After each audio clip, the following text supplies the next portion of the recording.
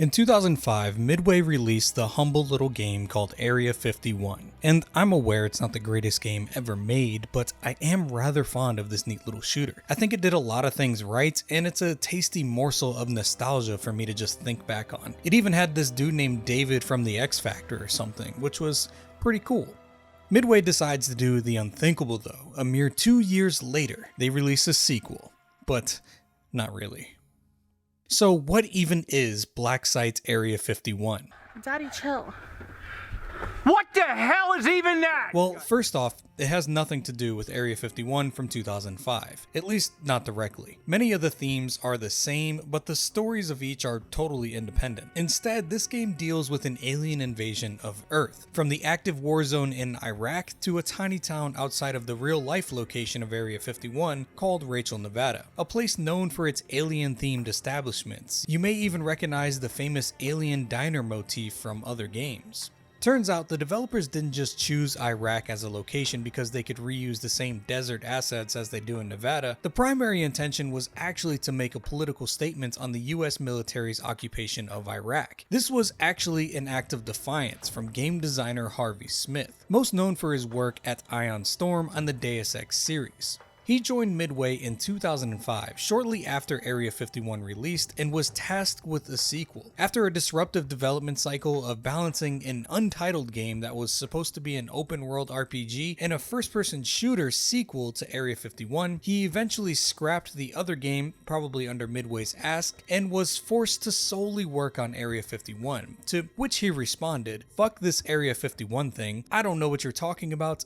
I don't want to do that," and decided to call the game Blacksite and focus on a small town design rather than alien spaceships and underground bases. The whole game was designed to be submersive, to undermine the US military and government conspiracy, but also during its development it was an act of subversion towards Midway. And of course, with Midway at the reins over the whole thing, the political statements were muted and buried by overseeing the development and marketing it as a simple alien shooter. And even though Harvey wanted to make the title Blacksite, he was still forced to have Area 51 in the subtitle, even though the facility is a very minor point in the game. You gotta love that corporate logic. Although I get why they did it. Not only was the first Area 51 game a relative success, but the name Area 51 in itself is a household name. People like alien shit, so they probably sold a few copies off the subtitle alone.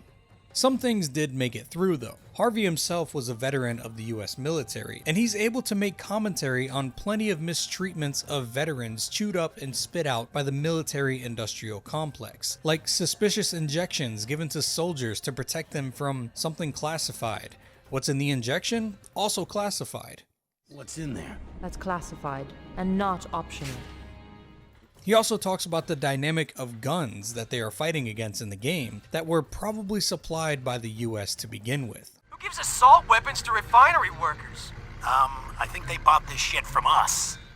Just take the part of the game where you are gunning down injured veterans turned into monsters underneath a banner that says Veterans Day Rally. It's also on the nose when you actually pay attention to what's there. He's really critical of the Bush administration, and he does a lot with that criticism in the game. Unfortunately, as things go, everything was dulled and muted by the publisher.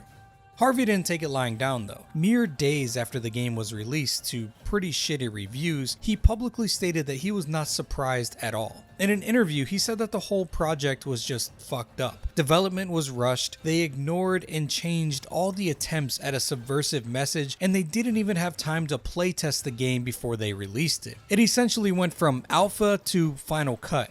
He takes the stand to say he believes in personal accountability, and that Midway deserved the crappy reviews, and he was not shy at all about discussing the situation. You gotta love the balls on that guy. He of course got canned for these statements, but it sounds like he was gonna quit anyway. He was clearly not happy working under Midway. I wonder what the game would have been like if he was able to do what he wanted to do in full effect. He clearly can do great things, just look at the Deus Ex games. It's a shame that publishers like Midway exist to squash developers' creativity. Actually, just kidding, Midway doesn't actually exist anymore. And Harvey is doing just fine, by the way. He ended up tagging up with Arcane in making the Dishonored games. So then if the message of the game was buried and muted by Midway, what was the actual game about?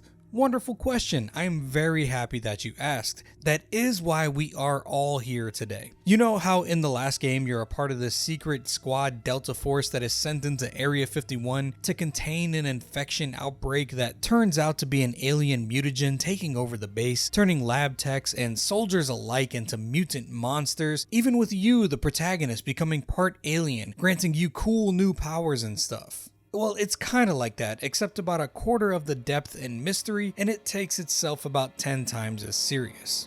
It all starts 3 years ago in Iraq. The protagonist, Aaron Pierce, and 2 members of his Delta Force Echo Squad, Summers and Grayson, and 2 Spec Op goats, all arrive at a checkpoint as they are on their way to rendezvous with a Dr. Noah Weiss and the last member of their squad named Ambrose. Their mission here is to investigate a bunker that may or may not contain weapons of mass destruction. Their checkpoint goes south. Right after making a bet on who can kill the most Iraqis, their cargo truck is riddled with bullets and you're thrown right into the action. This opening section throws you right into the gunplay, and honestly it was done really well. It may not be as good as top tier shooters of the year like Call of Duty 4 Modern Warfare, but it's not that far off. The guns feel nice and responsive, the recoil and the sway looks good. The M4 even has this dual magazine setup that offers a fast tactical reload. You can see the loaded mag ready to go on the side of the gun when it's ready to be fast reloaded, but after the first reload you then have to do a slow reload, which is not noticeably slower in my opinion, but it is a cool idea to have in the game nonetheless. Also, the barrel turns orange and starts smoking when you full auto a whole mag, so that's neat.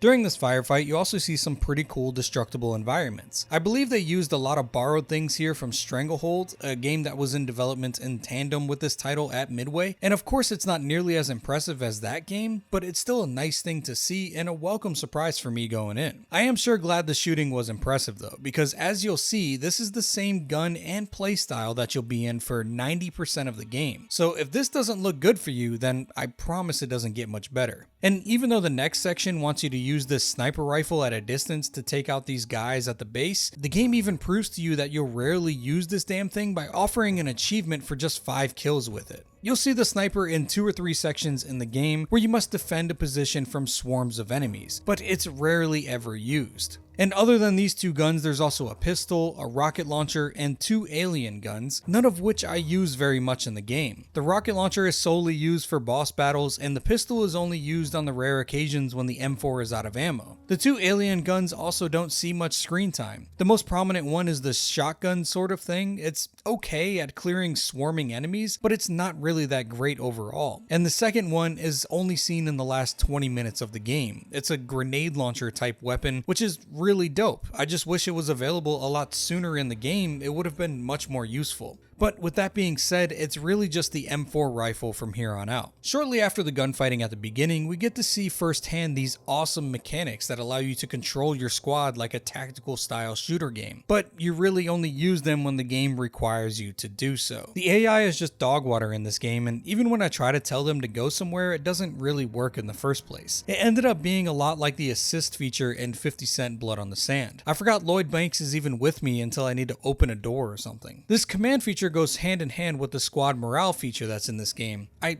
don't actually think that does anything. It will say low in instances when you aren't actively shooting people in the face, but then it would say high when you're murdering a bunch of people. It's like your whole squad gets bored when there's no death happening. And yeah, this introduction of sorts wastes no time in giving you a mounted turret to operate on incoming soldiers. It is a first-person shooter released in 2007 after all. We all knew it was coming at some point, but I am impressed that they showed their hand so early. And don't fret, you will see many mounted gun sections throughout the game, plenty in the hours ahead. After clearing this compound with your squad of Call of Duty gamer bros, the last remaining enemies surrender and you make your way to the radio tower around the corner to contact headquarters for evac since you've been ambushed on the way to the rendezvous.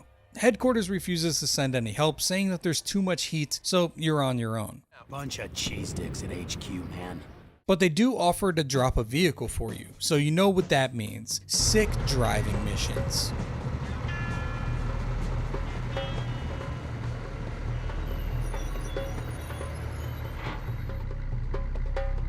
Grayson, why are we stopping? Hang on, gotta take a leak. Don't be using that scope to zoom in on my junk, Pierce. Not that you need a scope. But yeah, the second trope of 2007 first-person shooters is the dreaded driving and shooting on rails sections. I will say though, this game did it much better than Call of Juarez the Cartel did 4 years later. You blast your way through an oil refinery and you make your way to the town where Ambrose and Dr. Weiss are to finally rendezvous and find these Weapons of mass destruction. You get a better glimpse into just how dense your whole squad is. Well, at least Grayson. With the immediate racism and sexism, he is straight out of the comms of a Call of Duty gamer lobby. This is where homeboy here builds his bombs. Come on, man. She's not going in with us, is she? Yeah, because your cracker ass don't speak Arabic. She does. Now come on, I've got her mission data.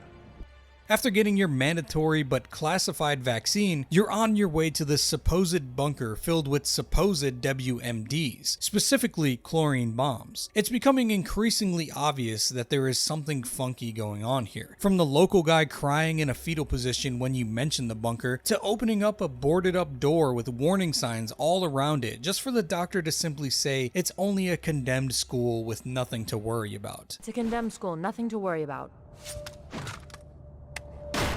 That is until some Hulk-looking son of a bitch breaks through a concrete wall and the doctor says it's just a congenital form of encephalitis. What was wrong with that guy? Seriously, he's messed up.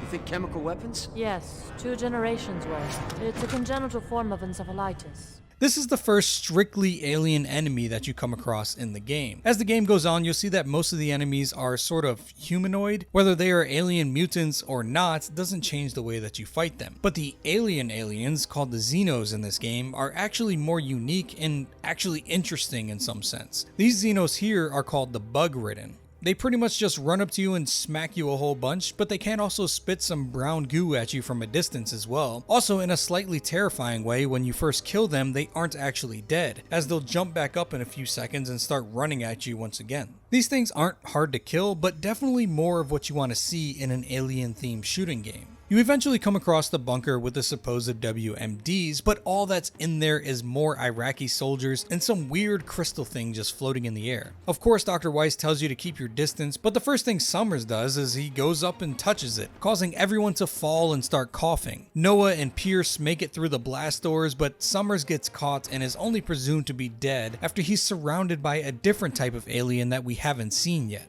Mission success, I'd say. No WMDs after all. As you enter the next room, you're attacked by the same type of Xeno that just surrounded Summers in the bunker. They are called the Drudge and are just little pestering enemies that waste ammo and do little damage. They are affectionately called octopus dogs by your squad mates, and were a play on the prolific camel spider notorious to terrorize US soldiers while stationed in the Middle East. This chapter ends with a little boss battle against a giant worm from Tremors, although instead of being called a graboid, a much better name, they are simply called flatheads, or just a mutational effect if you're a gaslighting doctor involved with aliens.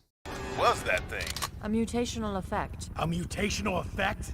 Have you lost your mind? Tens of thousands of people gathered in the nation's capital today to protest the upcoming military draft. Congress is scheduled to vote on the implementation of the draft.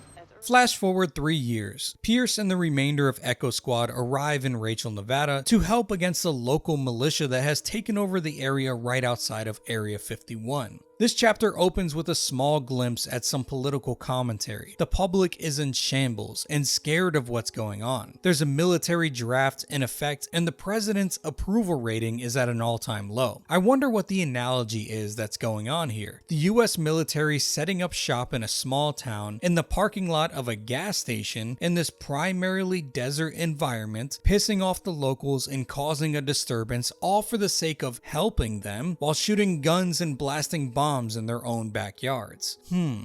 I can't really place the metaphor here, but I'm sure they meant something by this. The script here is also really blunt about it too. It's amazing. Unclear why these these individuals would know anything to the contrary.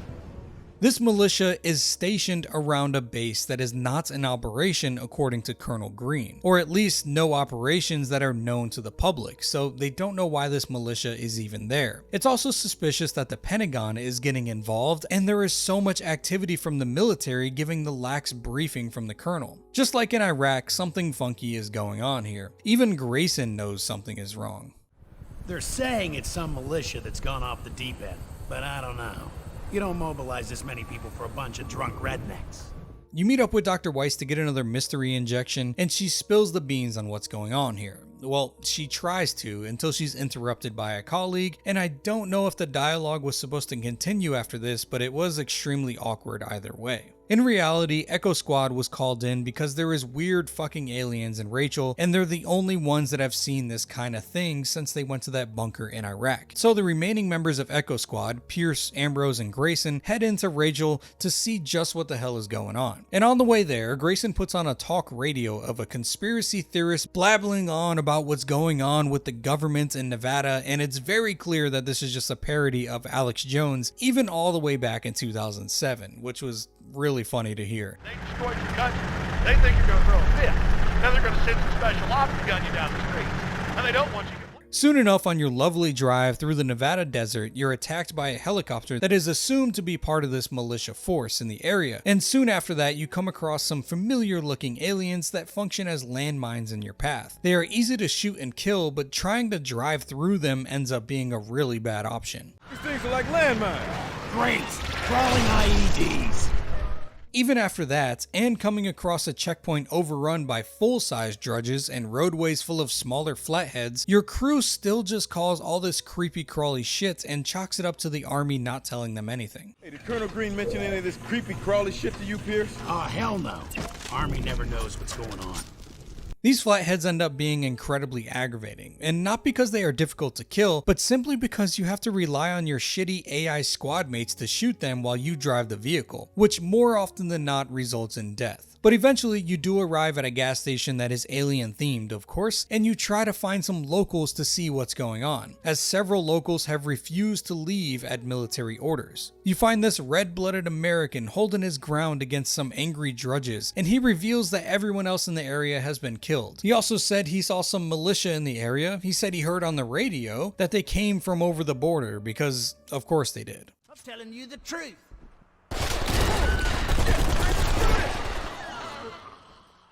I'm going into the basement and I ain't coming out for a week. You get your first run-in with this militia a few miles up the road. They seem normal enough, like heavily armored soldiers, armored in US military gear to be specific, something that the squad all finds pretty weird. But they just chalk it up to being stolen US Army gear. After several more firefights that are identical to the first one in the game, just M4 shooting at bad boys, you finally make it to Rachel Town proper. Another gas station, oddly enough. And personally, this is where the game starts to shine and actually impresses me with its tone and its visuals. It's nighttime now, it's raining, and there's this eerie background noise going on. Radio chatter on the trucks asking for response, dogs barking in the background. It's all set up really well, and it reminds me of Leon showing up to the gas station in Resident Evil 2. That's weird. The rain effects are also pretty cool, I must point out. Not only do the puddles on the ground look really nice, but the way that the raindrops hit the gun as they fall is a really nice touch that I appreciated. This tension building atmosphere leads up to the coolest reveal of the best enemy in the game, the Reborn Scout. It's a humanoid torso with a giant exoskeleton around it, with guns strapped to the shoulders, looking like a Martian from War of the Worlds. One of the best designs in the game, and when you shoot it enough to break down the exoskeleton, the damn torso just starts crawling at you for some more smoke. It's a really cool moment in the game. This also starts the best trend this game has going for it with the small town alien invasion vibe. The thing that Harvey really wanted to go for instead of military bunkers and alien bases, and I cannot thank him enough for that. This shit slaps. Right after the gas station, you head over to a strip mall. Aliens screeching on top of trucks with helicopters flying overhead. Shit is going down. But before you know it, a big ass alien drops in and crushes the liquor store. And this fight wasn't anything special, but the environment it took place in was just awesome. You fight a boss very similar to this one later on in the game, and because it's in a lame spot, it's not nearly as cool, it's just kind of aggravating. Also, I didn't notice until editing this footage, the store next to the liquor store is Alienware. Neat. You continue going through the town, more firefights start going down underneath a Veterans Day rally banner on Main Street right outside the courthouse. Another squad is in there defending themselves from waves and waves of enemies, and eventually you work your way through to them. Some of the fights here are pretty entertaining, as well as the environmental destruction. The marble pillars in the main lobby of the courthouse all blowing up at once from a grenade throw was very satisfying. Eventually, you find the squad that's locked down and they rightfully lose their collective shits over the situation. One of them asking if this is a training exercise. Sir, these bastards are attacking us on U.S. soil. It's happening here. Is this a training exercise or what? We can hear them talking on the radio. They're taking orders. There's a field commander out there, a chain of command, and a mission. Doesn't seem like some chicken shit militia. You've got to get us out of here, man. We're not equipped for this kind of thing. Man, you ain't gonna believe this. This is right before Ambrose and Grayson meet back up with you with someone in tow, none other than Summers. He didn't die in that bunker after all. I'm sure everyone was surprised by that. Turns out he was just brought into a secret experiment called the Reborn Program, where the US military took MIA soldiers, homeless people, illegal immigrants, and other people that are easy to disappear without question and experimented on them to make some super soldiers. They used the non-military people first to test their medicines and serums before giving them to soldiers like Summers to make them superhuman killing machines. Grayson of course believes it immediately. He probably already heard about this on Alex Jones' radio show. But Ambrose has more faith in his country to not do that. I'd believe that quicker than I believe this Abu Ghraib bullshit. The Reborn Militia, what's their agenda?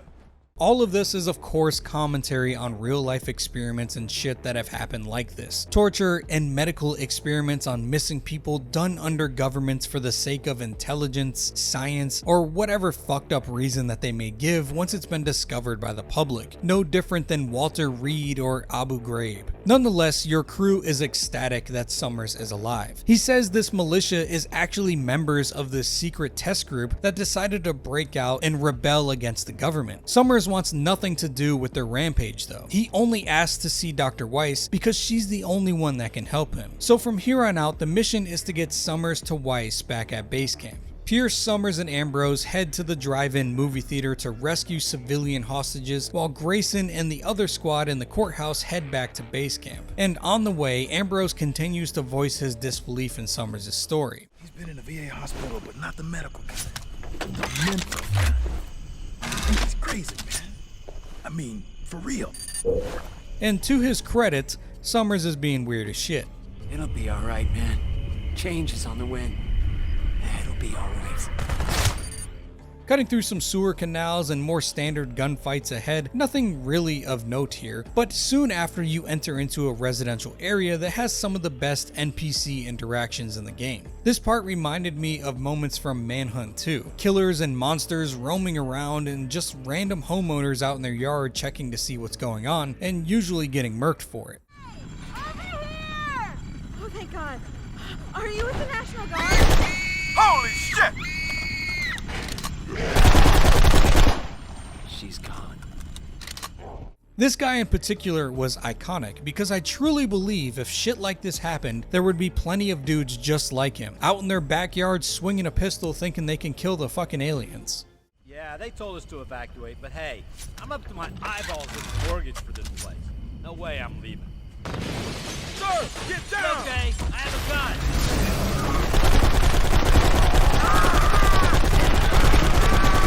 This whole section was cool though. Like the rest of the chapter, it's got that small town feel to it. The uncanny feeling of an alien invasion happening here really makes this whole chapter. It's like some Attack of the Monsters B-tier horror movie shit, and I love it. I think the initial gas station and strip mall did it better, but this neighborhood with the houses under construction and backyards filled with grills and playground equipment all build the same atmosphere.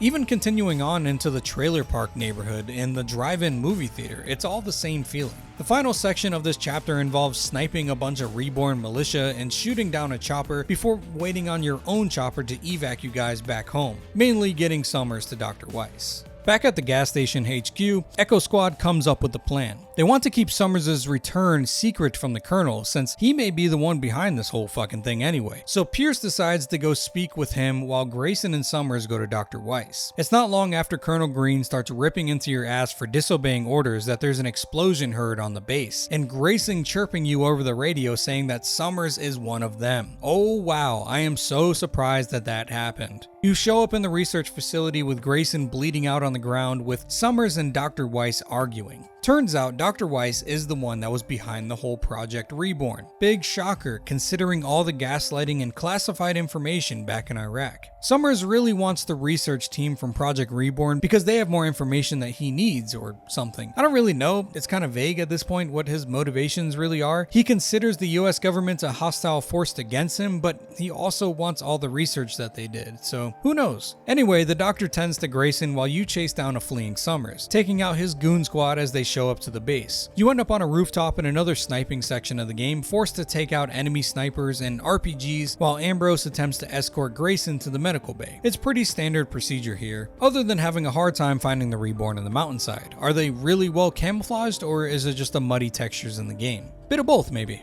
You lead on a fight through HQ, mostly just battling standard Reborn soldiers, and eventually some aliens show up in the back half, and compared to the small town feel of the last chapter, this chapter is just boring and empty. Just army barracks and sand, not even an attempt at detail it seems. Even when you end up inside a tent or a building, there's just not much going on. There are some billboards seen from the base, most notably one for DreamlandResort.com, a real Area 51 information hub with articles and photographs of real-life Area 51. I have no idea if this game was sponsored by them, or perhaps they lent some information to the developers in exchange for a promotion.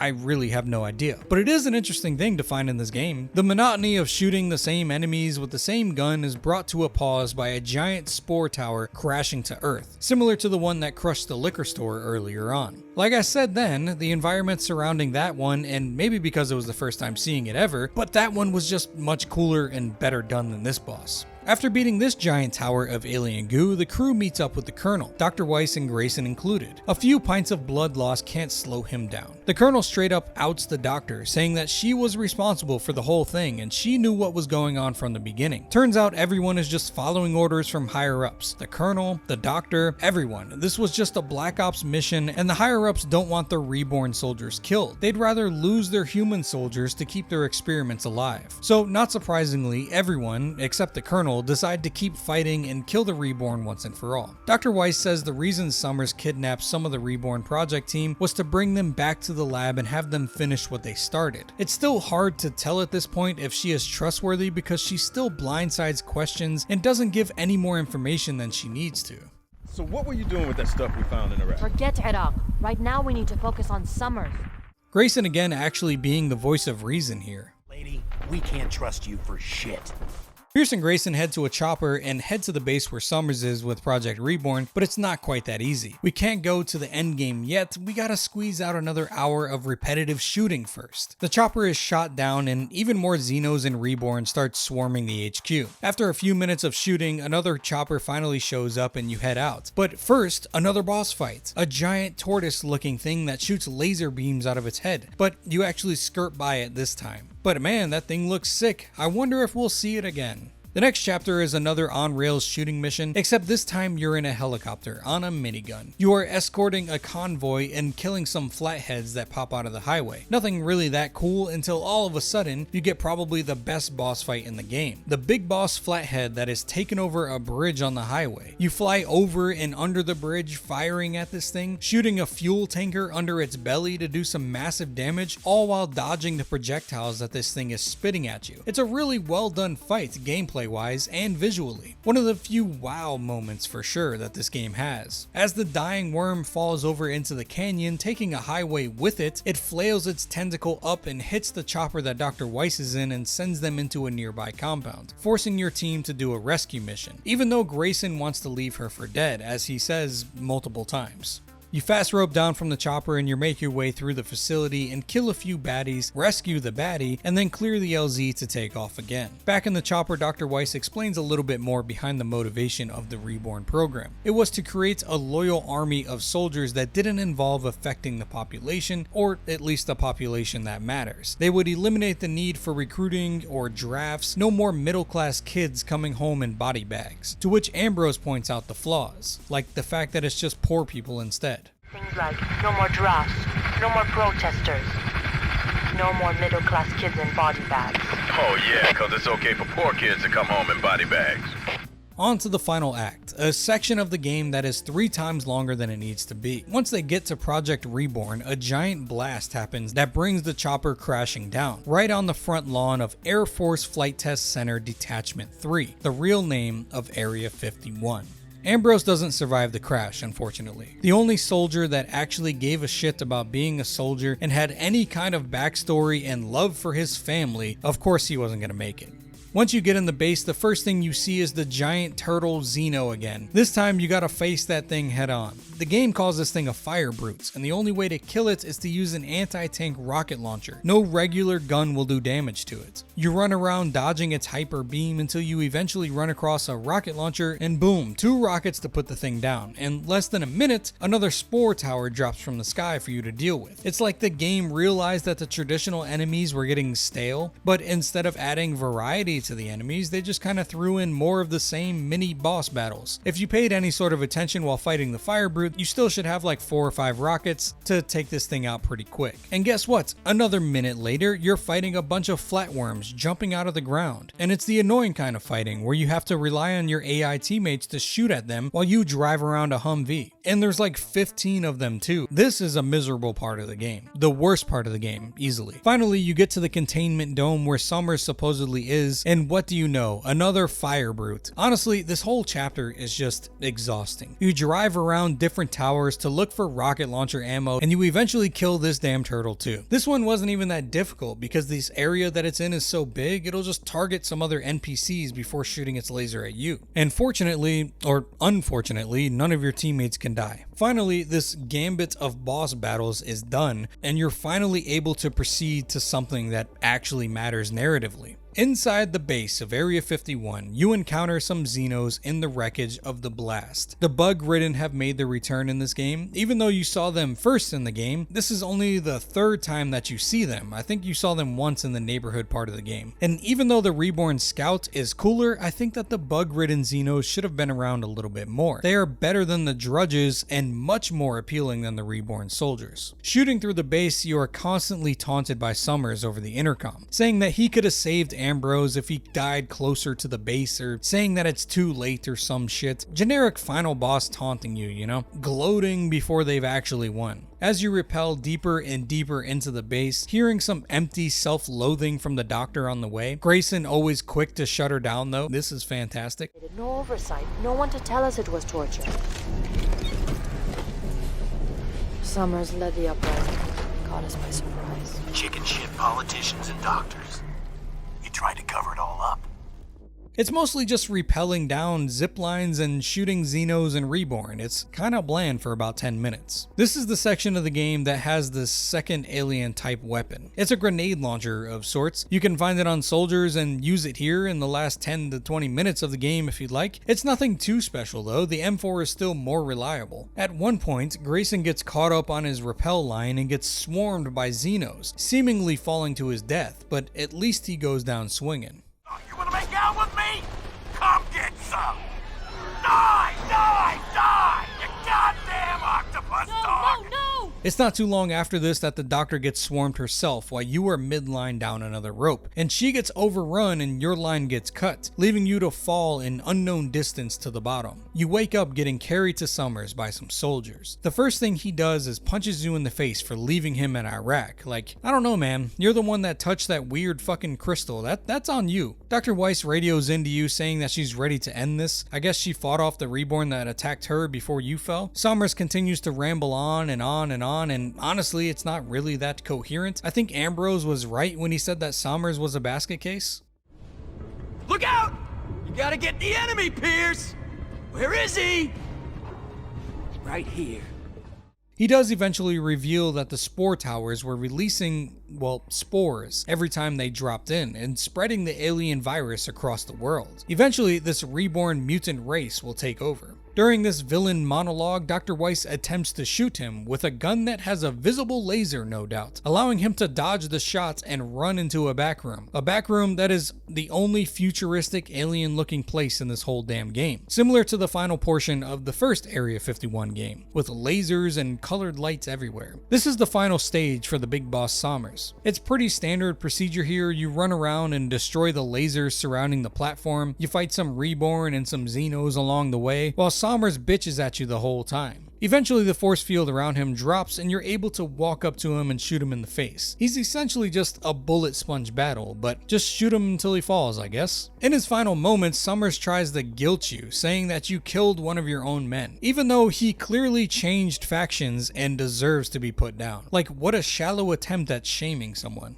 It's after this dumb act from Sommers before death that you were evacuated from the base in a chopper with Dr. Weiss, where she says the dumbest shit. This is literally the worst ending that I could have imagined for the game. My whole squad is dead. The alien mutagen is out in the world. Still hella Xenos and Reborn are all alive out there too. And you drift off into the sunset in a helicopter with the doctor saying, honor isn't about making the right choice.